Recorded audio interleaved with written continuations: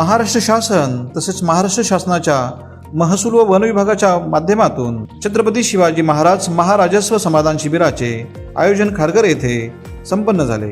या शिबिरामध्ये विविध दाखल्यांचे वाटप करण्यात आले। पनवेलचे आमदार प्रशांतदा ठाकूर यांच्या शुभ हस्ते विद्यार्थी तसेच शेतकऱ्यांना विविध दाखल्यांचे वाटप करण्यात आले।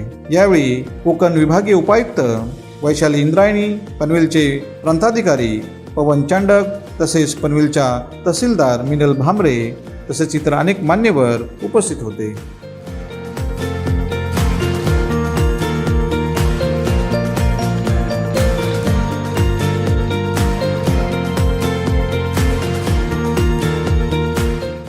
शिबिराच्या आयोजनाबद्दल राज्याचे मुख्यमंत्री सन्माननीय देवेंद्र फडणवीस साहेब, उपमुख्यमंत्री शिंदे साहेब, उपमुख्यमंत्री सन्माननीय सुनेत्रताई यांचं आणि महाराष्ट्र सरकारचं मनापासून आभार व्यक्त करतो की 2024 सालापासून महाराजस्व शिबिराच्या आयोजनाची ही सुरू झालेली परंपरा ही खेड्यापाड्यापर्यंत तालुका ग्रामीण भागामध्ये आपल्या सर्वांच्यासाठी एक नवा आशेचा किरण बनलेली आहे। हे जरा सर्टिफिकेट वाटणारा जो पोरगा आहे, हा जरा थांब, जरी भाषण संपू दे, नाही तर मग तू भाषण कर, मी वाटतो, म्हणजे मग वाटता येते का चेक कर। सर्व आपले जे भगिनी बंधू इथे आलेले आहेत, मला कल्पना आहे कदाचित आपण 9 वाजता घरातून निघाला असाल, 10 वाजता इथं पोहोचलाय आणि त्यामुळे आपल्या सगळ्यांना भुका लागलेल्या असतील। बॉक्स आपल्या हातात आहेत, पण घरचं जेवण ते घरचं जेवण, त्यामुळे आपल्या सगळ्यांना आता इथून घरी जायची सुद्धा घाई लागली। त्याचा उल्लेख पवन चांडक साहेब यांनी केला की खारघर सारखं इतकं अत्याधुनिक शहर ज्या वेळेला इथे अगदी याची सुरुवात बांधकामाला झाली होती तेव्हा सिडकोनं याची जाहिरात केली होती 21व्या शतकाचं शहर। या 21व्या शतकाचं शहर अशी 20वं शतक संपायला 5-10 वर्ष असताना ज्याची जाहिरात केली, आता तर त्याला 25-26 वर्ष लोटून गेली, पण अजूनही या खारघरच्या कुशीमध्ये वरती असलेल्या डोंगरावरती असलेल्या वाड्या, पुन्हा ओवा कॅम्पच्या मागच्या बाजूला असलेल्या वाड्या, या वाड्यांच्या मध्ये राहणारे आमचे सगळे नागरिक आहेत, ओवा कॅम्प गाव असेल किंवा इथल्या आमच्या गावांमधले नागरिक असतील, या सगळ्यांच्या दृष्टिकोनातून आजही अनेक सोयी सुविधा त्यांच्यापर्यंत मिळत नाही। आम्ही मोबाईलवरती पेमेंट करायला लागलो, आता QR कोड स्कॅन करायचा आणि अगदी 5 रुपयाची वस्तू घेतली तरी त्याचं QR कोड आम्ही स्कॅन केला तरी त्याचं पेमेंट होऊ शकतं। इतक्या अत्याधुनिकतेच्या काळात आम्ही पोहोचलो, पण आजही अनेक नागरिकांना, कदाचित वयानं ते ज्येष्ठ आहेत, कदाचित शिक्षण आजच्या पिढीचं जेवढं होतंय तितकं झालेलं नाही आणि त्यामुळे तंत्रज्ञानाशी त्यांचा परिचय झालेला नाही आणि म्हणून दाखले मिळवण्याच्यासाठी आजही त्यांना सरकारी कार्यालयाच्या खेपा माराव्या लागतात। माननीय नरेंद्र मोदीजी या देशाचे पंतप्रधान झाले आणि त्यांनी ठरवलं की सातत्यानं नागरिकाला आपल्याला जे हवंय ते मागण्यासाठी सरकार दरबारी यायला लावण्यापेक्षा सरकारला त्यांच्या दारापर्यंत जायला आपण भाग पाडलं पाहिजे। आणि याचा पहिला टप्पा होता ज्या वेळेला या देशामध्ये जनधन योजनेची खाती काढायची ठरवली। ती खाती काढायची ठरवल्यावरती अनेक लोकांची बँकांमध्ये खाती नाहीत आणि बँकांमध्ये खाती नाहीत, बँक तर त्यांची कागदपत्र पाहिल्याशिवाय त्यांची खाती उघडायला तयार नाही। एक ठराविक 2000 सारखी रक्कम जर खात्यात भरली नाही तर खातं उघडू शकत नाही, अशी स्थिती होती।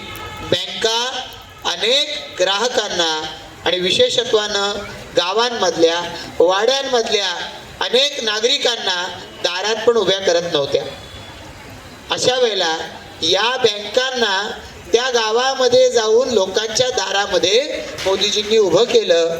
0 पैशामध्ये आपल्या सगळ्यांची खाती ही उघडली गेली आणि त्याचा परिणाम असा झालाय की पुढे जनधन, आधार आणि मोबाईल अशा त्रिसूत्रीच्या आधारे आता आपल्याला संजय गांधी निराधार असू द्या किंवा सरकारच्या आता जे शेतकरी आहेत त्यांना प्रधानमंत्री किसान सन्मान योजना असू द्या, याचे पैसे थेट तुमच्या त्या खात्यामध्ये पोचवायला सुरुवात झाली. खातंच नसतं, कशात पाठवले असते पैसे. आणि त्यामुळे खरं तर जनधन खातं, त्याला आधार जोडलं म्हणजे तुमचे पैसे तुमच्याच खात्यात आले पाहिजेत आणि मोबाईलवरती ते पैसे जमा झाल्याचा मेसेज आता आपल्याला यायला लागला. अशा पद्धतीनं भ्रष्टाचार जो होत राहायचा त्याला आता त्यांनी जॅम करून टाकलं. Jan Dhan Aadhaar mobile JAM English शब्द आहे, पण त्या आधारे एक मोठं परिवर्तन हे देश पातळीवरती झालेलं आपल्याला पाहायला मिळालंय. आणि म्हणूनच या अशा पद्धतीच्या अनेक संकल्पना देशांमध्ये राज्यांमध्ये राबवल्या जाताना आपल्याला पाहायला मिळालंय. म्हणजे महाराष्ट्राच्या आधी छत्तीसगडमध्ये जे सरकार होतं त्यावेळेला रमणसिंगजी तिथले मुख्यमंत्री होते. लोकांपर्यंत माहिती व्हावी हा सुद्धा दृष्टिकोन या ठिकाणी हे शिबिर आयोजित करण्यापाठीमागचा आहे.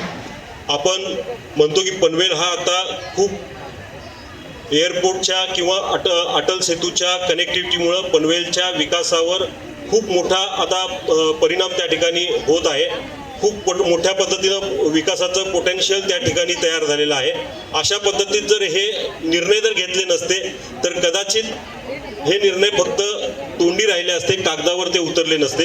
परंतु हे दूरगामी परिणाम करणारे जे निर्णय आहेत कागदावर आता धोरणात्मक बाबीवर त्या ठिकाणी निर्णय घेतल्यामुळं ह्या ठिकाणी सुलभता त्या ठिकाणी येणार आहे. ती लोकांसाठी येणार आहे, प्रशासनासाठी येणार आहे.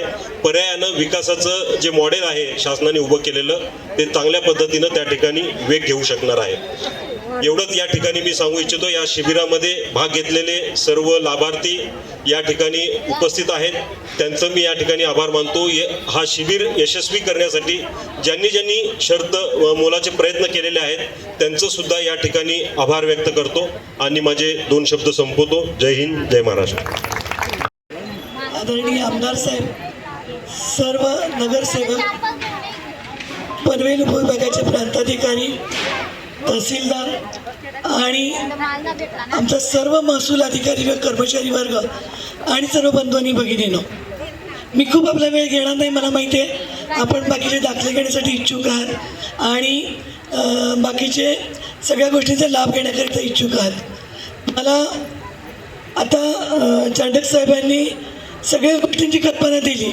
आमच्या या अभियानाचा हेतू काय आहे, तुमच्यापर्यंत पोहोचणं हा आमचा हेतू आहे. आणि मला खूप आनंद वाटतो की तहसीलदारने मागच्या 8 ते 10 दिवस माझं आणि तहसीलदारांचं कंटिन्यू बोलणं सुरू होतं. त्या वाडीवरती जाऊन मी त्यांना सांगितलं होतं फोकस त्याच्यावरती करा. वाडीवरती जाऊन त्या स्वतः प्रत्येक घरोघरी फिरल्या. आदरणीय महसूल मंत्री साहेबांना घोंगडी बैठक ही कन्सेप्ट खूप आवडली. घोंगडी बैठक म्हणजे काय, त्या गावात जाऊन जमिनीवरती बसून त्यांच्याशी बोलणं, त्यांना आपलंसं करून घेणं, याला आपण घोंगडी बैठक म्हणतो. ती प्रथा आता बऱ्यापैकी बंद झालेली आहे. पण आपल्या महसूल प्रशासनाने या कामानिमित्ताने पुन्हा एकदा नव्याने ती सुरू केलेली आहे पूर्ण महाराष्ट्रभर आणि आपल्या सगळ्यांना त्याचा सार्थ अभिमान आहे.